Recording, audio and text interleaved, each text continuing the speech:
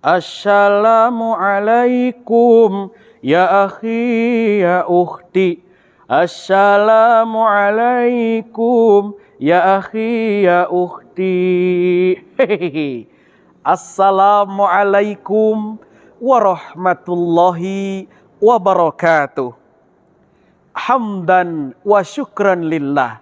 Salatan wassalaman ala rasulillah. Amma ba'du. Dewan juri yang arif dan bijaksana, sahabat da'i dan saudara pendengar yang kami banggakan. Di tengah dinamika perekonomian global yang penuh dengan ketidakpastian, kita dihadapkan pada tantangan besar dalam sektor finansial.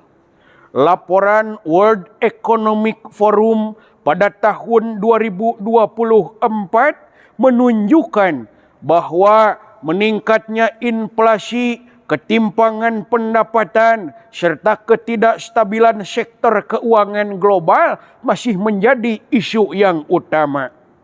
Di Indonesia, laporan Otoritas Jasa Keuangan atau OJK dalam Survei Nasional Literasi dan Inklusi Keuangan tahun 2024 mencatat bahwa tingkat literasi keuangan syariah penduduk Indonesia mencapai 39,11%. Sementara indeks inklusi keuangan syariah hanya sebesar 12,88%. Angka ini masih jauh lebih rendah dibandingkan dengan indeks literasi keuangan umum yang mencapai 65,43% dan indeks inklusi keuangan sebesar 75,2%. Data ini menunjukkan bahwa masih banyak masyarakat yang belum memahami konsep keuangan syariah serta manfaatnya dalam kehidupan sehari-hari. Saudaraku, kemiskinan dan ketimpangan ekonomi yang kita hadapi bukan sebatas persoalan materi semata, tetapi juga berimbas atau bermasalah dari sistem keuangan syariah dan sistem edukasi keuangan yang masih melemah. Banyak masyarakat yang terjebak dalam utang berbunga tinggi, praktik riba, dan sistem ekonomi yang tidak berkeadilan. Inilah yang dikhawatirkan dalam firman Allah surah Al-Baqarah ayat 275. A'udzu billahi minasy syaithanir rajim. Alladzina ya'kuluna ar-riba la yaqumuna illa kama yaqumul ladzi yatakhabbathu asy-syaitanu minal mas ila akhiril ayah. Orang-orang yang memakan harta riba tidak dapat berdiri sendiri, melainkan seperti berdirinya orang yang kerasukan setan karena gila.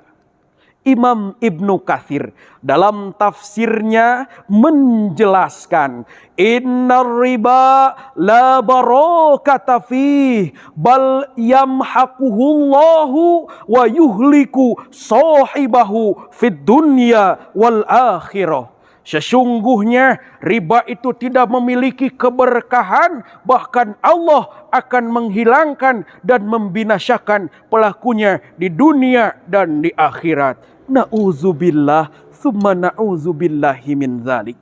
Lalu apa solusi dari permasalahan ini? Jawabannya adalah edukasi keuangan syariah yang benar dan implementatif. Edukasi ini bukan hanya sebatas teori, tetapi juga harus menjadi amal jariah, yaitu ilmu yang terus mengalir manfaatnya. Dalam hal ini kita bisa menerapkan 3 misi utama yang disingkat menjadi 3M. Apa tuh 3M? Apakah 3 miliar? Bukan. M yang pertama adalah menjauhi riba dan transaksi yang tidak transparan. Kemudian M yang kedua adalah meningkatkan kualitas literasi keuangan syariah. Dan M yang ketiga adalah mempersiapkan maung. Hehehe. Apa itu maung? Maung adalah mempersiapkan sumber daya manusia yang unggul dalam ekonomi syariah.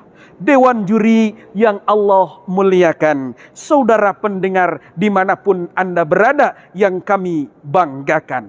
Setiap tindakan kita, termasuk dalam urusan ekonomi, harus memiliki visi jangka panjang yang tidak hanya berdampak di dunia, tetapi juga untuk kehidupan di akhirat. Oleh karena itu, edukasi keuangan syariah bukan hanya soal kesejahteraan materi, tetapi juga bagian dari ibadah dan amal jariah yang akan terus mengalir manfaatnya kepada umat Islam, baik di dunia maupun di akhirat. Untuk itu, pada media dakwah ini kami mengajak, mari kita berperan dalam mengedukasi masyarakat tentang keuangan syariah. Keuangan yang bebas dari riba dan keuangan yang memiliki sistem berkeadilan. Dengan memahami dan mengamalkan prinsip ekonomi Islam, kita tidak hanya membangun kesejahteraan, tetapi juga meraih keberkahan yang berkelanjutan. Izinkan Mang Cepot menyampaikan sebuah syair untuk pengingat kita semua. Jagalah diri, jauhi riba, hindari dosa, jangan terlena. Jagalah diri dari harta haram, berkah dunia hingga akhir zaman. Harta riba membuat resah, hidup pun terasa susah. Hari-hari penuh masalah, doa pun tak diijabah. Mari hijrah ke syariah, hidup tenang penuh berkah. Harta halal membawa hikmah, dunia nyaman akhirat indah. Hehehe. Semoga Allah Subhanahu wa Ta'ala senantiasa membimbing langkah kita dalam membangun ekonomi yang lebih adil dan berkah bagi semua. Sekian yang dapat kami sampaikan. Wassalamualaikum warahmatullahi wabarakatuh.